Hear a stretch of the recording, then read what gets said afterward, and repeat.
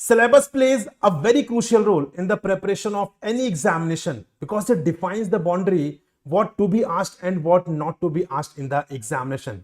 And based on that, we can prepare for that particular examination. So in this video, I'm going to discuss with you the detailed syllabus of RRB Law Officer Examination, the notification of which is expected very soon. And यहां पे हम professional knowledge वाला जो component है, जो आपका legal वाला component है, उसके डिटेल्ड सिलेबस के बारे में बात करेंगे. Why this is so? Because syllabus is nowhere mention in the notification. अगर आप प्रीवियस ईयर का नोटिफिकेशन रेफर कीजिए, वहां पर सिलेबस कहीं भी मेंशन नहीं है. बट लॉ तो अपने आप में बहुत बड़ा है. अब क्या पढ़ना है, क्या नहीं पढ़ना है, इस चीज की क्लैरिटी होना बहुत जरूरी है.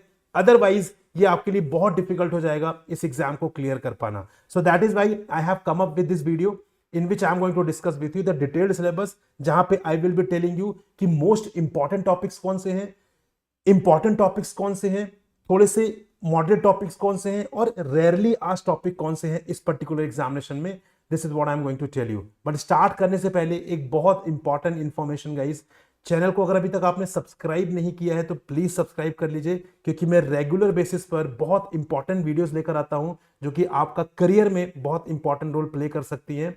तो चैनल सब्सक्राइब करेंगे तो आपको रेगुलर यहां पर नोटिफिकेशन मिलेगा और आप उन नॉलेज को गैदर कर सकते हैं. ठीक है, चलिए स्टार्ट करते हैं discussion with respect to the detailed syllabus.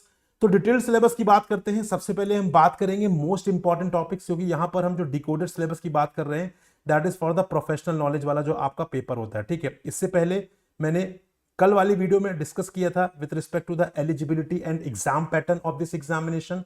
Right, तो अगर आप एलिजिबल हैं और आप इंटरेस्टेड हैं इस एग्जाम के लिए प्रिपेयर करने के लिए, देन इन दैट केस आपके लिए वीडियो बहुत इंपॉर्टेंट एंड रेलेवेंट रहने वाला है. तो जो आपका प्रोफेशनल नॉलेज वाला जो कंपोनेंट है, जो आपको 40 मार्क्स का रहने वाला, वहां पे आपको कौन कौन से टॉपिक्स प्रिपेयर करने हैं. एंड ऐसा नहीं कि सिर्फ ये टॉपिक्स आपको उस ऑनलाइन एग्जाम को क्वालिफाई करने के लिए प्रिपेयर करने हैं, इंटरव्यू में भी इसकी बहुत इंपॉर्टेंस रहने वाली है. एंड एक्चुअल में जब आप सेलेक्ट हो जाएंगे, जब आप एज अ लॉ ऑफिसर काम करेंगे, तो वहां पर भी इनका नॉलेज ऑब्वियसली आपको रिक्वायर्ड होगा. ठीक है, तो सबसे पहली कैटेगरी बात करते हैं मोस्ट इंपॉर्टेंट टॉपिक्स. मतलब ये वो टॉपिक्स हैं जो आपको मिस बिल्कुल भी नहीं करने चाहिए. मतलब इनको आपको बहुत अच्छे तरीके से करके जाना है, because they are the highest weighted topics. Right, सबसे पहले है banking regulation act 1949, then negotiable instruments act 1881, SARFAESI act 2002, Indian contract act 1872, companies act 2013, RBI act 1934, then banking ombudsman, RBI integrated ombudsman scheme, payment and settlement systems act 2007, recovery of debt and bankruptcy act 1993 and constitution of India. अब यहां पे इनका कोई sequence नहीं है, ये सारे के सारे इक्वली इंपॉर्टेंट है, कहीं से भी क्वेश्चन पूछा जा सकता है. तो इन टॉपिक्स को, इन एक्ट्स को आपको मिस नहीं करना है.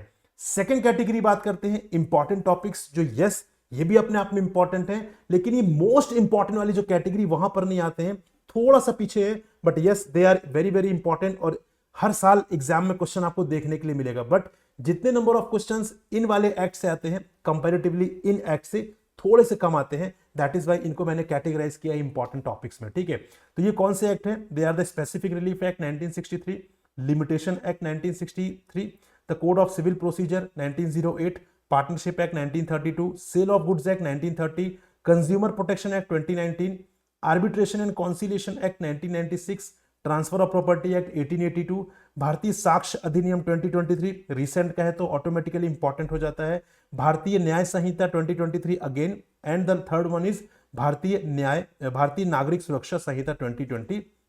ठीक है, सो ये वो इंपॉर्टेंट टॉपिक्स है जो अगेन हर साल लगभग एग्जाम में पूछे जाते हैं. एंड यस ये भी बहुत ज्यादा इंपॉर्टेंट है. Moving on to another categories moderate topics, जो एग्जाम में आते तो हैं लेकिन बहुत ज्यादा क्वेश्चंस आपको वहां पर देखने के लिए नहीं मिलेंगे. ठीक है, so these topics are information technology act 2000, prevention of money laundering act 2002, law of torts, limited liability partnership act 2008, interpretation of statutes and Latin terms and legal maxims. ये वो टॉपिक्स हैं जो आपको प्रिपेयर करना चाहिए. नंबर ऑफ क्वेश्चंस बहुत ज्यादा देखने के लिए नहीं मिलेंगे, बट हाँ क्वेश्चंस आपको देखने के लिए जरूर मिलेंगे.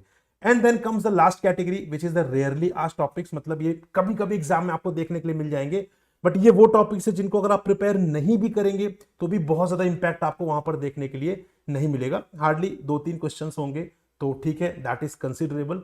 So Securities Contract Regulation Act 1956, Depositories Act 1996, Securities and Exchange Board of India Act 1992 and foreign exchange management act 1999। ठीक है, तो ये वो एक्ट्स है जो पूछे जाते हैं कभी कभी, बहुत रेगुलर बेसिस पर नहीं।